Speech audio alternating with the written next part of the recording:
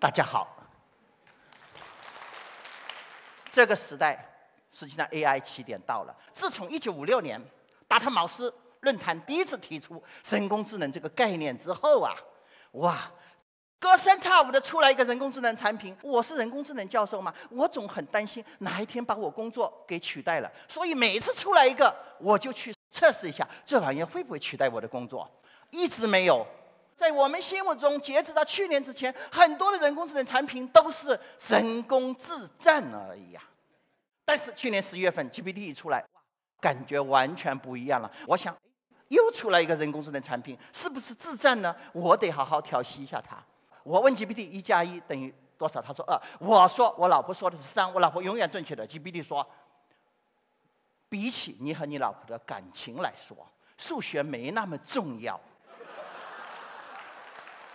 就等于3吧，而且你的年龄也不小了，你得珍惜你和你妻子的缘分呐。我觉得我调戏他，感觉我被他调戏了一把。这个时候 GPT 已经被公认为敲开了通用人工智能的大门，我们已经不敢调戏它了。我们要考虑的是，我们会下课还是下线？所以，为什么人类社会的技术发展那么快？大家想一想，100万年前的中华蓝田猿人，假如穿越到1万年前的燧人氏部落的话，什么感觉啊？哇，他发现燧人氏部落的人居然会钻木取火，一下子就惊呆了，是不是？会钻木取火呀？为什么呢？因为人类会了钻木取火之后，才有了生产力的大解放啊！1万年前的燧氏人的人，假如穿越到1000年前的宋朝，哇，什么感觉？居然还穿着衣服啊，还有教育啊，又惊呆了。1000年前的宋朝人，假如穿越到100年前的民国，什么感觉啊？又要惊呆。什么？哎，男女同校，大逆不道啊！大家发现穿越的速度，这个惊呆的速度越来越快，从100万年、1万年、1000年、100年，好，这个速度继续加速。今天的人，假如穿越到10年之后，什么感觉啊？又会惊呆了。主持人就不会介绍我浙江财经大学教授张文宇，不会说这些。什么最稀罕？在10年之后，人类教授张文宇，一定会强调人类教授。大家一听到人类教授，怎么感觉？肯定会拼命鼓掌，稀缺资源啊，是不是？而且你们会发现，我可能怎么戴着耳环？教授变态啊？不是，这玩意儿接 GPT 的。有人把这一次的 GPT 认为作人类又一次的钻木取火所产生的星星之火，有望带来人类新一轮的思想大解放和生产力的大解放。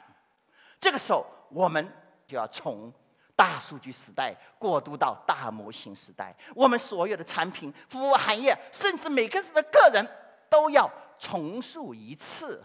那么，人工智能万能吗？我们欢吗？实际上，我是 IT 的，搞计算机的。实际上，人工智能确实这段时间让我挺不爽。为什么呢？我引以为傲的前端编程能力被机器取代了。为什么这一次的人工智能能够取代人的工作，把我都取代了？我是谁啊？我是人工智能的衣食父母啊！人工智能都是 IT 人编出来的嘛？为什么会出现这种情况？因为我们以前跟机器交流都要用什么？机器语言都要编程，都要程序员，大量的程序员。但是现在我们发现，有了 GPT 之后，我们跟机器的交流翻10遍了。我们直接说人话，用自然语言交流。好，但是我们也发现，人工智能它并不能取代所有人的工作。你看，新东方的老师董宇辉，他的工作能用虚拟人取代吗？取代不了。取代得了的话，俞敏洪会给他北京买房子吗？而且董宇辉大家都知道，去年还只有800万野生丈母娘，今年已经达到1300万了。因为它深深地蕴含着人类共情性的内容创新能力，是机器所取代不了的。实际上，不只是这方面的能力，任何蕴含着人类灵感和人性光辉的基础创新、内容创新、平台创新、模式创新以及文理三工跨学科融合创新能力，都是机器所取代不了的。为什么机器不能全部取代我们的工作？它为什么有这样的弱点？大家看这张图，是一只丹凤眼。我们古代中国人一直从古代到现在都认为丹凤眼是美女，是吧？好，在座的美女们一看到这丹凤眼的照片，哇，这不是本美女的美瞳吗？我明明可以靠颜值吃饭的，非要把自己弄得一身才华，周末了都要来充电学习。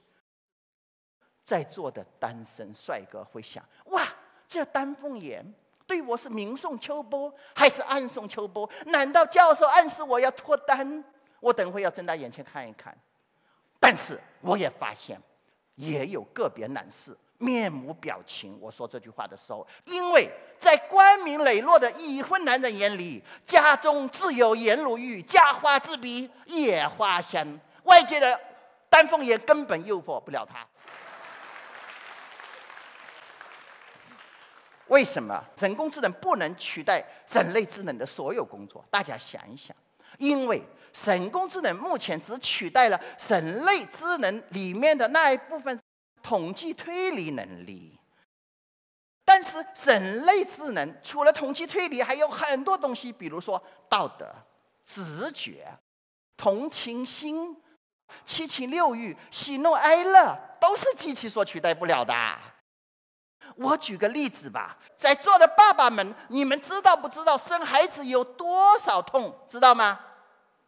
不知道，只知道痛。实际上，我起先也是这样子的。我老婆生小孩的时候，那一年就是恰好我在新加坡返学，然后就去了新加坡妇产科医院了。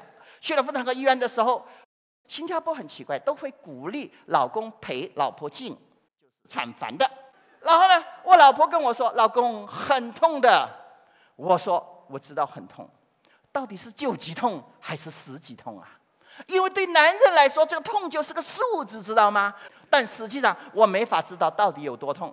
我硬着头皮进去，医生给我一把剪刀，说到时候叫我给小孩剪系带啊。出来的时候，我就拿这个剪刀，就这样子，很紧张，在这里发抖，正在抖，突然说，老婆说：“哎呀，一阵痛过来，一阵痛袭来。”医生说要打止痛针，拿出一根针。这么长，我一看到那个针，脚一软，被抬出去了。哇！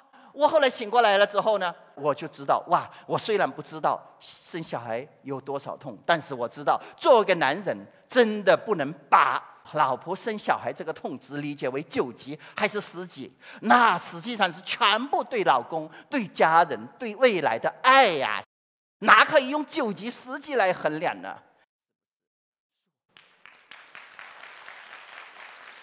所以我的孩子到了8岁之后，我就告诉他，长大了你可能心里会逆反，那个时候你有事情冲我来，不要冲你妈妈，因为你是爸爸亲生的，但你是妈妈亲自生的。亲自生跟亲生完全不一样，你知道吗？亲生需要多长时间？大家很清楚，在家的爸爸都知道，亲生只要多久？亲自生要10个月啊！显然，机器没办法真正的理解人类的喜怒哀乐，所以呢，它不能完全取代人类做各种事情。所以，这个社会上需要神机物3元融合智能来解决问题。有些问题人类做，有些问题机器做，大家共同解决。实际上 GPT 就是一个3元融合智能的系统。假如没有人把这个魔咒喂给他的话， GPT 是施展不出任何魔法的，所以需要人机协同。同样的，还需要什么呢？很多个人的 agent 机器人也是伴随着 GPT 出来了。这些 agent 机器人可以协助人类更好的跟自然物理空间进行无缝的交互。所以，这个神机物融合群智计算，这是未来的趋势。在这个人机融合时代，什么样的人类工作不会被取代呢？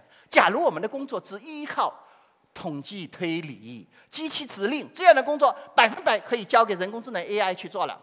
那有些工作需要一些人类灵感，机器做不了；还有些工作需要人类的爱心、共情心、人性的光辉，机器也做不了。幼儿园老师能用机器人吗？